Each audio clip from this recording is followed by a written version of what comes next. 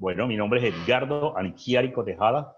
Nací acá en el departamento de Córdoba, en un pueblo, como decía García Márquez, de cuyo nombre no quiero acordarme, San Carlos. Y desde los 7 años, pues me vine para Montería.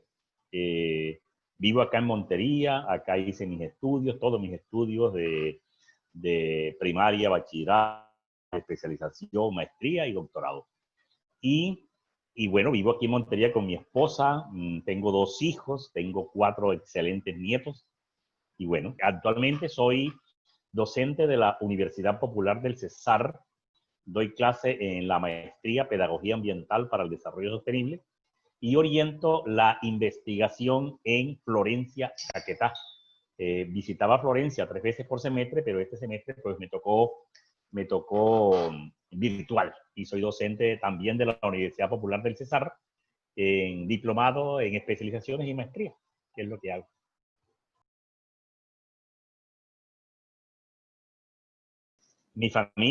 Sí, mi familia fue scout en esa época, porque lógicamente yo fui, entre comillas, casi que no el fundador de los scouts en Córdoba, pero sí cuando se eclipsó, se opacó, yo volví a retomar la cosa y por supuesto mi esposa fue guía scout en la presentación, mis hijos fueron scouts, todos mis hijos fueron scouts, ahora mis nietos ya están al escultismo en Medellín, pero como hay la pandemia no pueden, y todos mis sobrinos se metieron al movimiento Scout, por supuesto.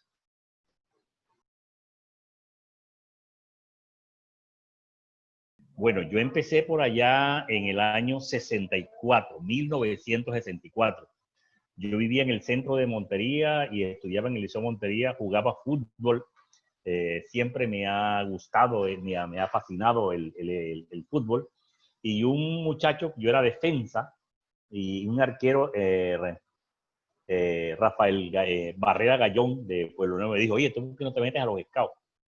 Y me explicó qué es esa vaina. El tipo me motivó, muy bien motivado, y fui a la primera reunión. Recuerdo cuando llegué, era un Rafael Huelva Vega y me dijo, yo llegué a la, porque me dijo, lo primero que me dijo Ricardo es la hora scout, cosa que se me quedó grabado no solamente en el consciente, sino en el subconsciente. Y yo llegué a la reunión la reunión era a las 8 de la mañana, llegué a las 7:30, no había nadie. Y empezó a llegar la gente y cuando llegó el jefe, yo no sabía, me dijeron, ahí viene el jefe, dije yo, pero son las 8:02, no cumpliste la hora scout. El tipo me miró de reojo y en la reunión, cuando empezó la reunión, connotó eso, la interesante de que una persona que recién ingresa piense en la hora scout y habló de la hora scout. Y en mi época de docente, desde que fui profesor de matemáticas, hasta ahora, un solo día en mi vida he llegado tarde a una clase, un solo día. Y en la Universidad Pontificia Bolivariana, donde orientaba planeación estratégica, y llegué 3 minutos tarde y le dije a los estudiantes que me perdonaran, que por favor, y me dijeron, pero no se preocupe, profesor, no hay ningún problema. Ese es el único día. Del resto, no he llegado nunca tarde a ninguna parte y espero seguir así.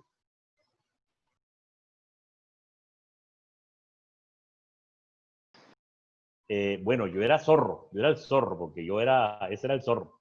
Yo era guía de la patrulla zorro y siempre me dijeron el zorro.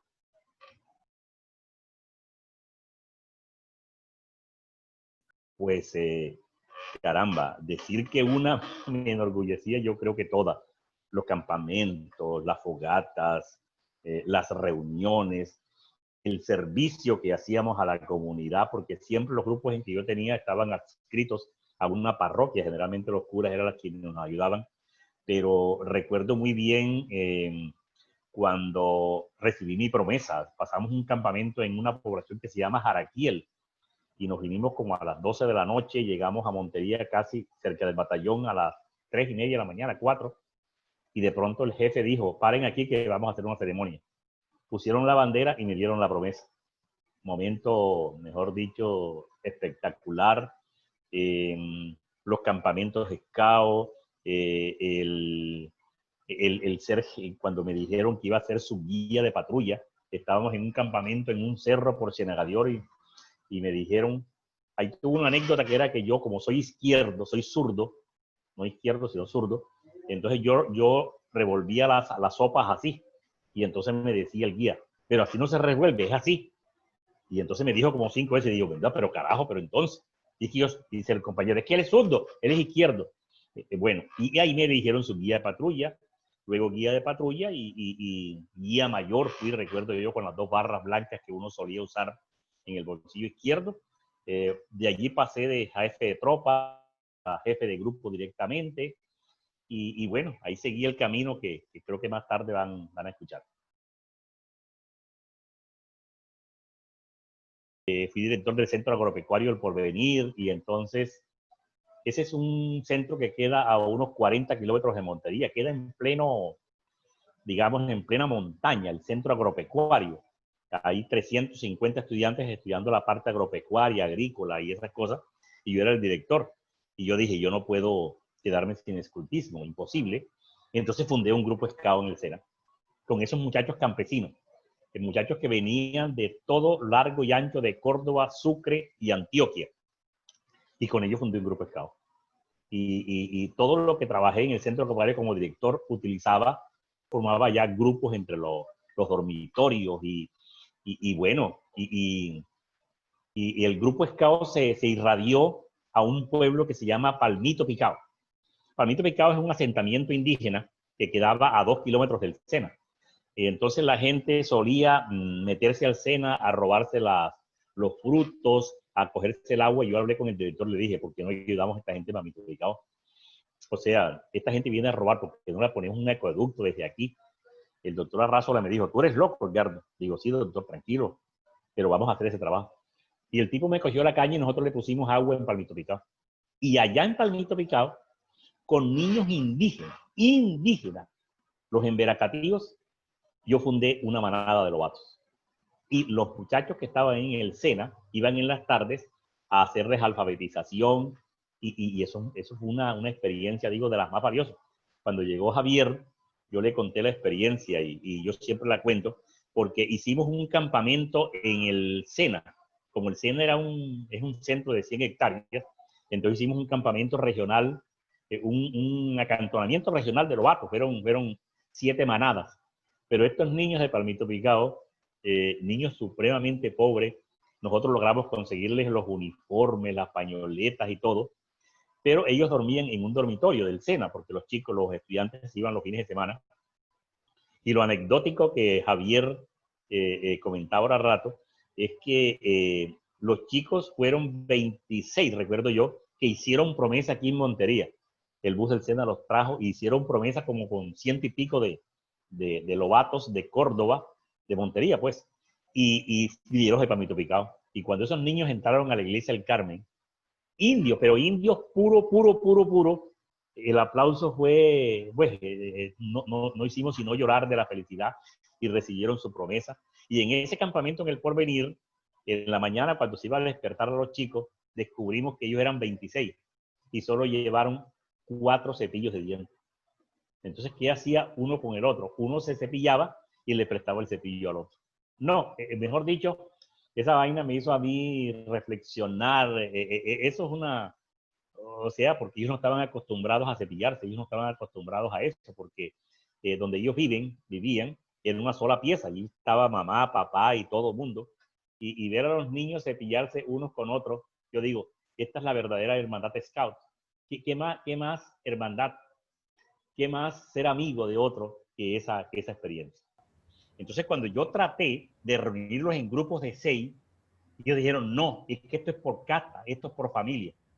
Si yo me quedo en lo que dice Roger, lo que dice el sistema de patrulla, lo que dice taxativamente es que es grupos de 6 a 8, pero para ellos el grupo de 6 a 8 no es, porque en cada familia hay 15, 20 o 30, y yo tuve que hacer familias de 30, 15 y 20 muchachos, rompiendo el esquema del autor del libro Sistema de Patrulla, y entonces ellos funcionaban por familias, porque ellos no podían separarse las familias.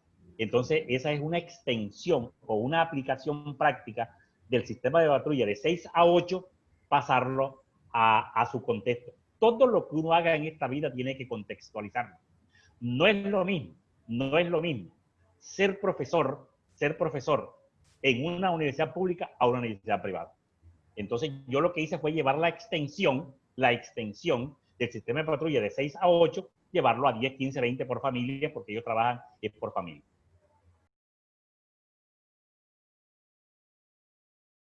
uno de los libros que pedagógicamente, que didácticamente me parecen más importantes que el sistema de patrulla de Roland Hills.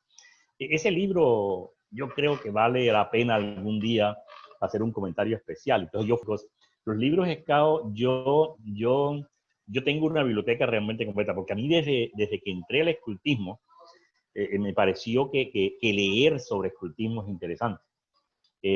Yo recuerdo de mis libros, fui a Bogotá, no me recuerdo a qué, y fui a la biblioteca Scout, y me encontré un libro que se llama Educación y Escultismo de Piero Bertolini, y Escultismo Ruta de Libertad. Y yo esos libros, Educación y Escultismo, ese libro me lo leí, lo subrayé porque esa es mi costumbre, subrayarlo. Y un día el reader me llama y me dice, Edgardo, voy a dictar un curso preliminar en cine de madera, creo que en Barranquilla, en Cartagena, y yo quiero que me hables de la educación integral. Y digo, reader, me voy a basar en Educación y Escultismo de Piero Bertolini. Y dice, no me digas más nada, que eso es lo que es. Y lo que trabajé como capacitador en ese curso que se llamaba PIN fue básicamente, yo es un libro que yo recomiendo, incluso en mi tesis doctoral, que habla de estrategias pedagógicas para el proceso de enseñanza, aprendizaje, evaluación, yo cito ese libro. Y cito la experiencia SCAO porque la experiencia SCAO en pequeños grupos es interesante. Incluso les recomiendo que se lean el libro Educación y Escultismo de Piero Bertolini. Un libro, para mí, de lo mejor que ha dado el escultismo.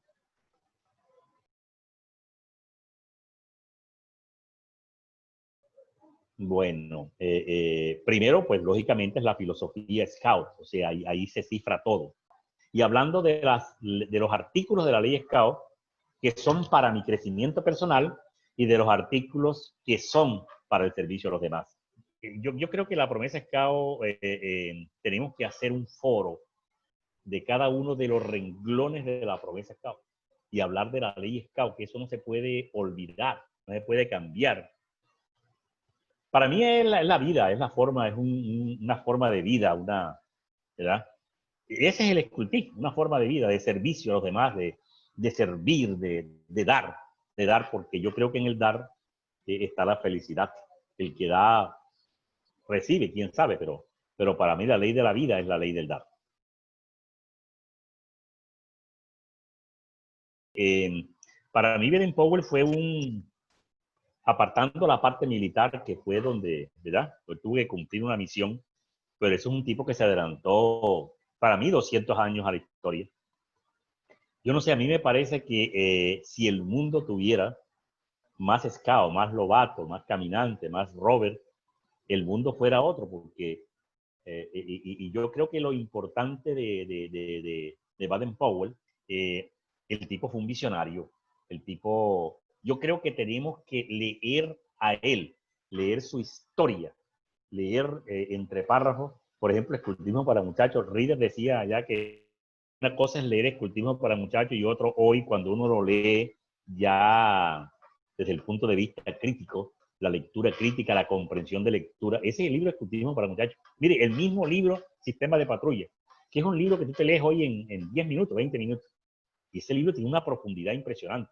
Entonces Powell fue un hombre que merece un reconocimiento, que merece, ¿verdad?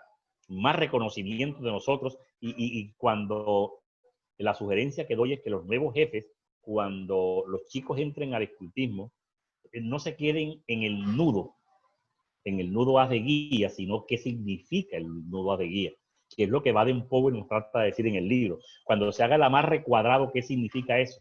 Entonces, ¿qué pasa? Que nos quedamos generalmente en la rama y lo vamos al tronco. Y hay que hablarle a los muchachos, a los lobatos, a los dirigentes, a los scouts, hablar de Baden Powell. Es que él fue el papá, él es el papá del movimiento scout. Y a partir de allí han surgido muchísima gente. Entonces, para mí, Baden Powell es una insignia mundial, es un líder, mejor dicho, un berraco, como decimos en la costa.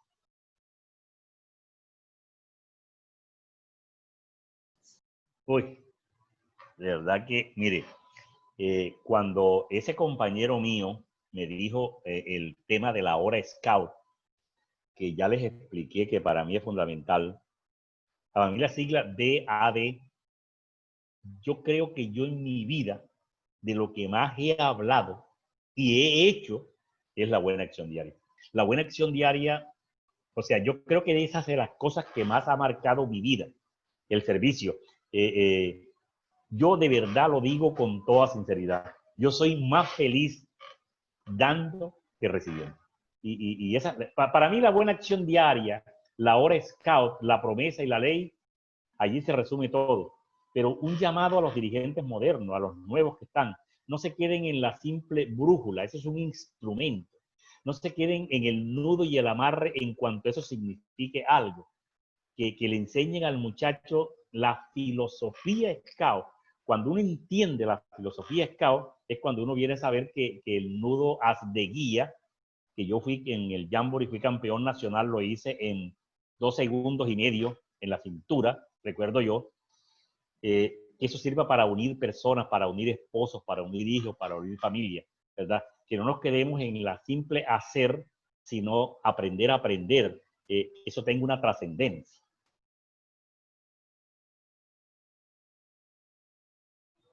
Miércoles, me recuerda el discurso de Martin Luther King, I have a dream, yo tengo un sueño. Yo quisiera ver un movimiento scout, por lo menos en Córdoba, que renazca. Lo que pasa es que el movimiento scout decayó mucho porque el centro del movimiento scout eran los campamentos. Entonces, cuando, por ejemplo, en Córdoba, ¿por qué en Córdoba llegamos a tener 14 grupos scout? Fuimos la segunda regional más grande de la costa atlántica y creo que el quinto a nivel nacional, ¿no? Teníamos 14 grupos scout, pero cuando en un campamento que hicimos en una parte, en la noche se nos metió la policía y el ejército en un campamento regional, eh, eh, nosotros vimos al batallón y entonces me dice, ¿quién es el jefe aquí? Yo, dice, mire, lo hemos podido matar, porque la gente llamó de que habían unos guerrilleros aquí. Hombre, la próxima no salgan de campamento si no hacen un permiso con el ejército. Y cuando te quitan el campamento, que es la vida del muchacho, ¿no? El campamento, el cocinar, las señales de pista, te quitan esas cosas, te quitan la vida. Ojalá podamos, y volver otra vez al campo es difícil, ahora por los grupos armados, el grupos paramilitares y compañía limitada, el escultismo perdió su esencia, pero yo creo que hay que rescatarlo. Hay que rescatar el movimiento scout en los colegios, en las instituciones educativas, en todas partes, porque vale la pena ser scout, vale la pena ser scout.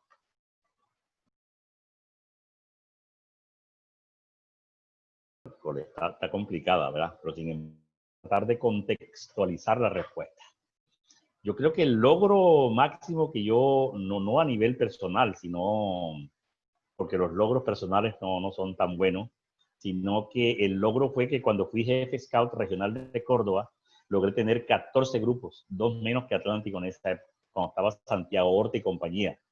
Y uno se encuentra con estos muchachos que fueron scouts de nosotros y dicen, Edgardo, tú fuiste mi jefe. El logro es haber formado una camada de muchachos que están sirviendo a la sociedad, que están sirviendo a la comunidad, el haber aportado el conocimiento, porque yo saqué, mi familia sacó digamos, la estirpe de ser docente de mi mamá, que fue una educadora, no, mejor dicho, excepcional. Entonces, el logro máximo que yo he logrado en mi vida a nivel de scout es haber formado, yo no sé cuántos muchachos, no podría cuantificarlo. Yo tuve un grupo en el barrio La Granja de Montería, que era el barrio popular de Montería en esa época, más popular, y ahí tuvimos un grupo scout muchachos que sabíamos eran drogadictos, eran mala gente, y esos muchachos se restablecieron a la comunidad y ayudábamos a la parroquia a hacer sacristán, ayudar en la parroquia, las buenas acciones diarias, etcétera, etcétera. Yo digo que un jefe que no lea solo va a enseñar a hacer. Y yo eso en todos mis cursos se los decía a los scouts. Yo conocí jefes que sabían en cuanto a la biografía de Baden-Powell y Roland Phillips y tal cosa, y tú le preguntabas y te decía, o sea, y sabían hacer muchos nudos y muchos amarres. Pero yo les decía, no se queden en la simple hacer, piensen en el saber y el saber hacer para el servicio a los demás. fue cuando yo cogí esos libros en esa época y entonces ¿saben qué hacían, por ejemplo, los guías de patrulla cuando yo era jefe de tropa con el libro Sistema de Patrulla? Y no se vayan a burlar de mí. Como es un libro chiquito y yo era jefe de tropa, le dije a los 4 guías de patrulla, me hacen el favor, este libro lo van a copiar, porque en esa época no había fotocopia. Lo van a copiar y me lo van a presentar. Oiga, estos muchachos cogieron un cuaderno de esa época de Bruño y cogieron y escribieron el Sistema de Patrulla. Oiga eso, oiga eso. Yo digo, ese es el libro que tienen que leerse como guías de patrulla. Y hay un libro que se llama Guía para el Jefe de Tropa. Es un libro de Baden-Powell espectacular. Y a los jefes, que cuando ya yo era jefe regional, ya habían fotocopia. Digo, fotocopien este libro obligatoriamente y lo vamos a analizar. Porque es que lo malo del jefe es quedarse en el hacer, que no es malo, Pero el saber hacer, ya estamos entrando nosotros a un campo de los 4 saberes. El aprender a aprender, aprender a hacer con ese y aprender a relacionarnos con los demás. Entonces yo siempre inculqué la pasión por la lectura. Yo soy educador por 2 cosas, por mi mamá y por el escultismo. Es que usted no sabe lo que significa ser guía de patrulla. Guía de patrulla. Hombre, qué barbaridad. Mire, yo soy docente hace mucho tiempo y para mí, yo nunca hago una previa individual, jamás en la vida. Yo no recuerdo yo haber decía, primera pregunta, saquen unos de papel. Eso para mí no existe. Porque en mí quedó clavado el trabajo en grupo, el teamwork, el trabajo en grupo. Y yo daba en la universidad en pregrado gerencia estratégica, planeación estratégica. Entonces los chicos tenían que ir a una empresa a hacer la matriz FODA, la matriz MPY, y un poco de cosas esas. Entonces el impacto es que yo formo grupos de trabajo. Y para mí es el sistema de patrulla. Yo le debo la formación pedagógica al escultismo. Y se la debo a 3 libros. Escultismo para muchachos, El Gran Juego y Educación, el de Bertolini, Rieder, Educación y Escultismo. Se lo debo todo.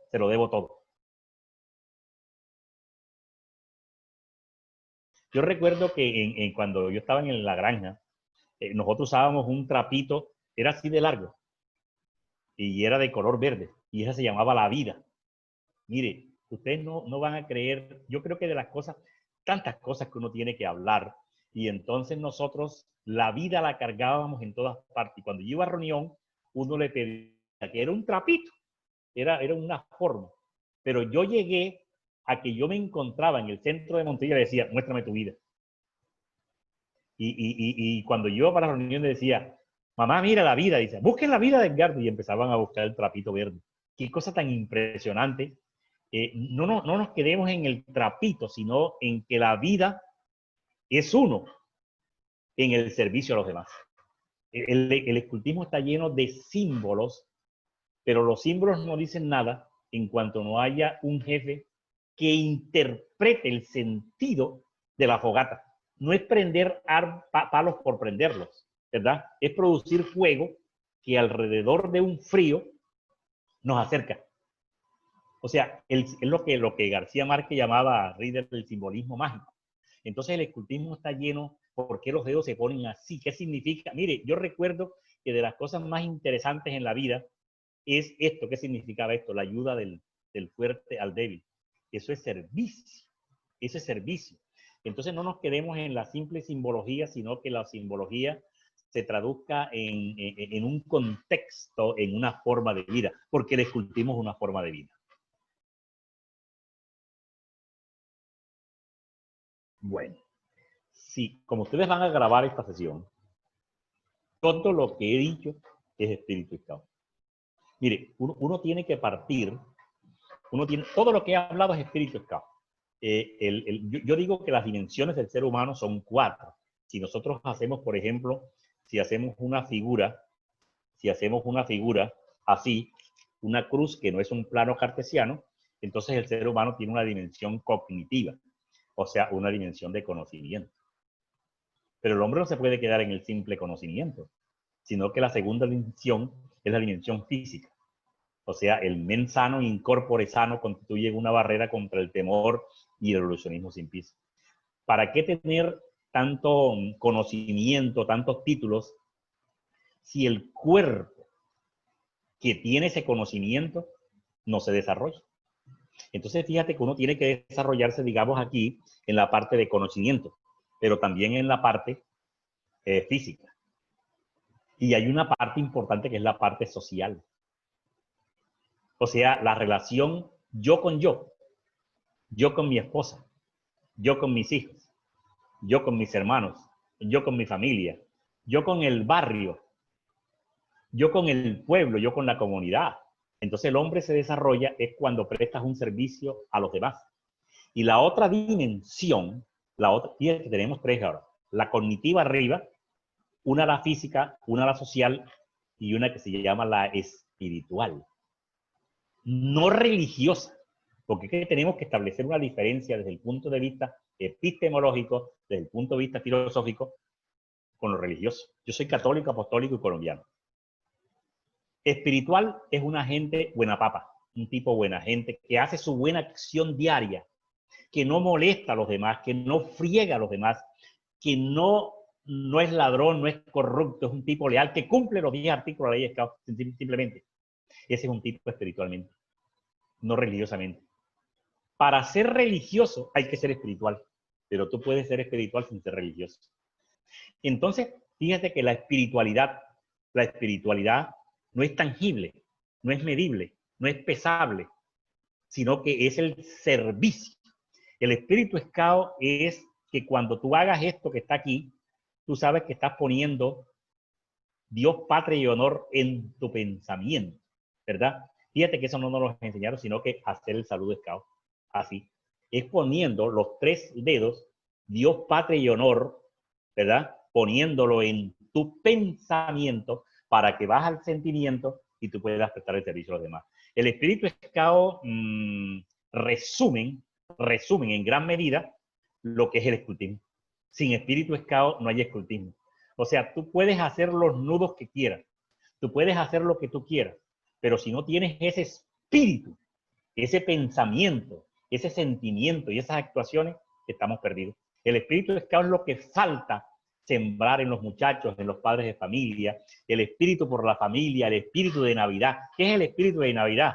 El saber que hay un Dios creador. Entonces el espíritu Scout es portar la pañoleta con orgullo, es sentirse placentero, pletórico de lo que pensamos, sentimos y hacemos. Entonces las cuatro dimensiones, fíjate, son la cognitiva, la espiritual, que está abajo, la social y la física. Todas tienen que desarrollarse al unísono.